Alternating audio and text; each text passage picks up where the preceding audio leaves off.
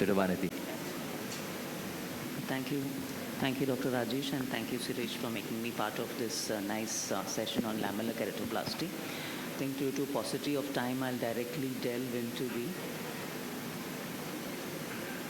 There's no audio on this. Okay, that's okay. So when you talk about complications in... you're giving me the audio? Are you giving me the audio? Audio.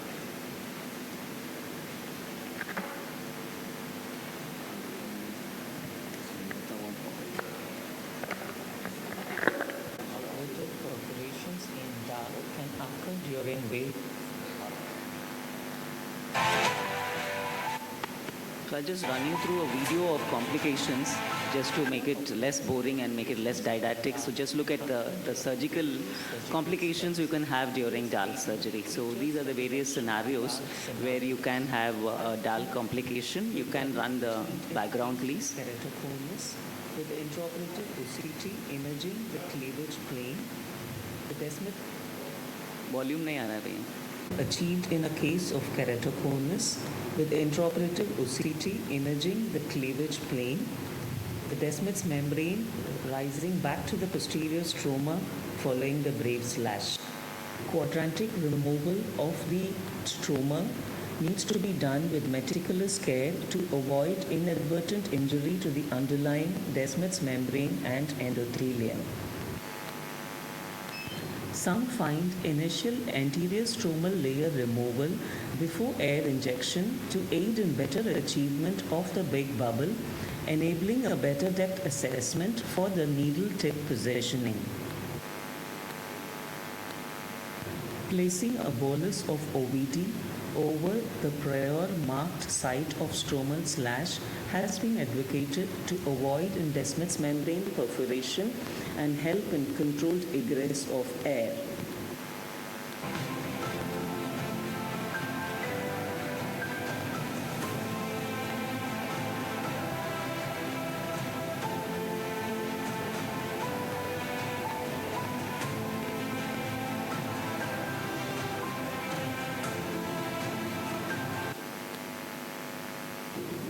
Another case of advanced keratoconus with air traversing around the cone, precluding a big bubble formation and necessitating a manual pre-descemetic DALK technique. The stromal haze, due to the corneal emphysema, interferes with accurate depth assessment, which the surgeon needs to be aware of.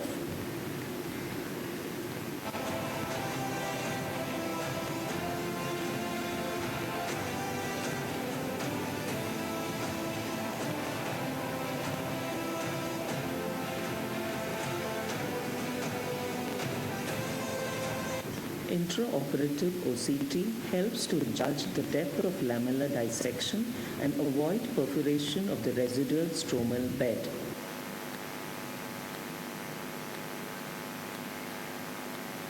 Spongy appearance of corneal emphysema obtained during attempt to achieve big bubble stromal dissection, as in this case, points to a superficial needle positioning. Manual pre-descemetic DALK technique works best in this scenario, avoiding further repeated air injection attempts.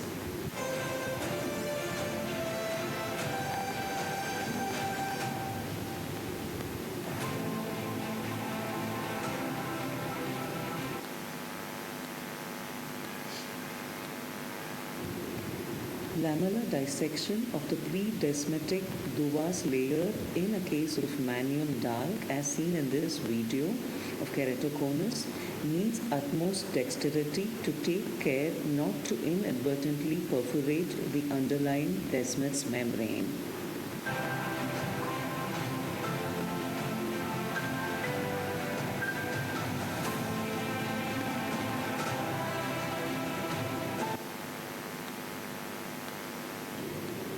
A case of macular corneal dystrophy with air-aided stromal lamellar dissection being performed under supervision by our fellow.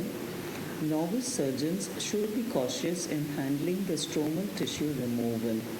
Simple maneuvers such as air injection to maintain the anterior chamber can result in Descemet's membrane perforation as seen in this case due to overinflation of the anterior chamber.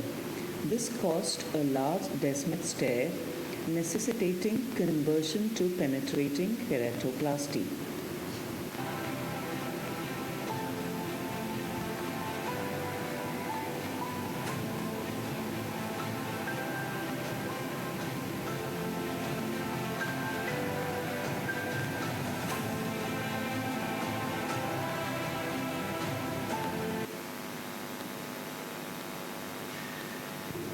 Another common step in which perforation is encountered is during the trimming of the posterior stromal ledge at the trephination margin, which leads to a peripheral Descemet's membrane tear. Tears less than 2 clokas can be managed by proceeding with the surgery. Postoperative double chamber formation is common in such scenarios.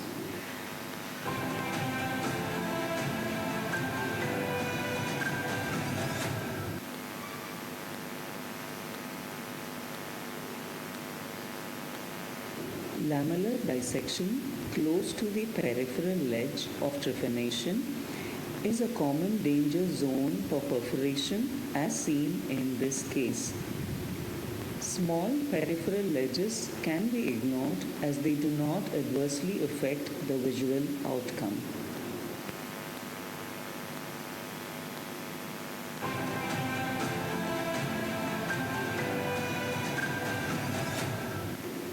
Another case of advanced keratoconus with big bubble lamellar dissection achieved on the third attempt.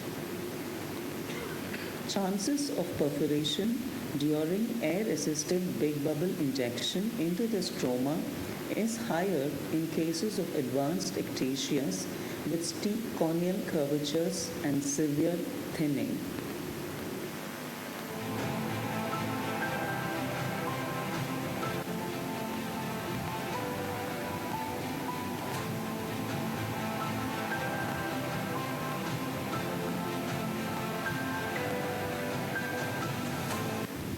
Another type 2 bubble in descemetic DALK surgery for keratoconus. Note the unwarranted repeated nicks made in attempting to slash the stromal roof of the big bubble, which has resulted in a central perforation of the descemet's membrane. AIOC2024 image shows the full thickness incision in the central cornea. Quadrantic removal of stromal tissue is not feasible in this scenario, and careful manual lamellar dissection completes the DALK surgery. 360 degrees peripheral dissection of the stromal tissue is completed, leaving the central stromal dissection at and around the site of the brave slash to the last, taking care not to let the anterior chamber collapse.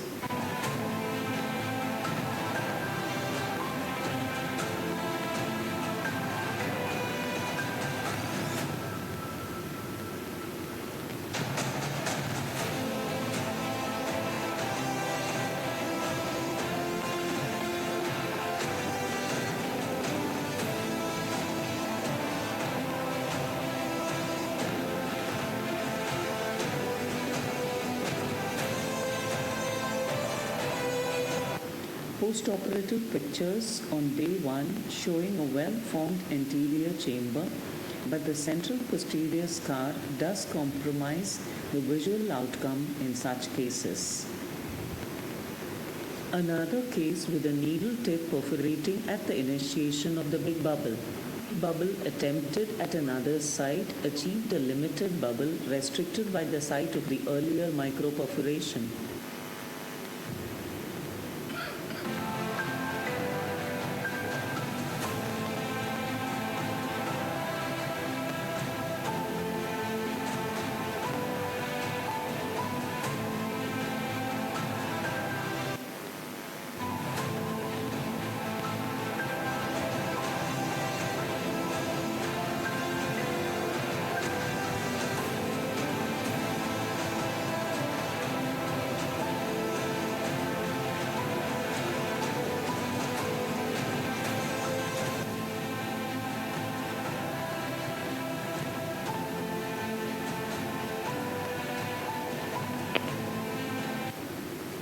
Quadrantic removal of the stroma is continued, but peripheral dissection is difficult due to the incomplete big bubble, with another peripheral perforation occurring during the stromal separation. However, as the second perforation is peripheral and small, DALK surgery is completed with adjoining small stromal tissue used to plug the perforation site before the placement of donor graft.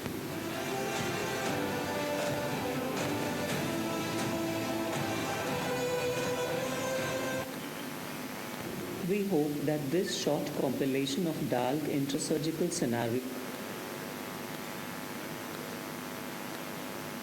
I think I'll stop here because we are exceeding. Thank you for the opportunity.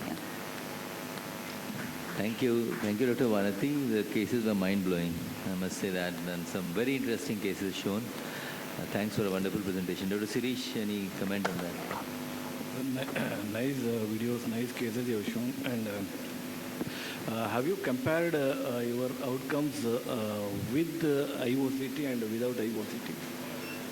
Is there I a think study when which we you all have done? started learning DALK, we didn't have the access to AIOCT. Yeah. So AIOCT, I feel, largely helps you when you are training your residents and you're supervising your residents, because you are able to then exactly place on which steps they are going wrong. But personally, when I'm doing, I think I spend more time, focusing, trying to get a good imaging. So I really do not feel it is essential once you passed your learning curve and once you have mastered your technique. I don't think it's an absolute essential. But when you have it, it is a luxurious way, and it does probably decrease the postoperative complications of a double chamber or so when you've had an inadvertent microperforations or a macroperforation which you've not wanted to convert. So that's an advantage when you have it in IOCT. Thanks, Dr. Vanathi. I think we are getting late. There is one more session here. So I thank all my panelists. Thank Dr. Rajesh for conducting this session, and Dr. Satyamurthy for agreeing in the last minute to talk on step-by-step DSET. Thank you very much. Thank you. Thank you. Thank you. Thank you, everyone.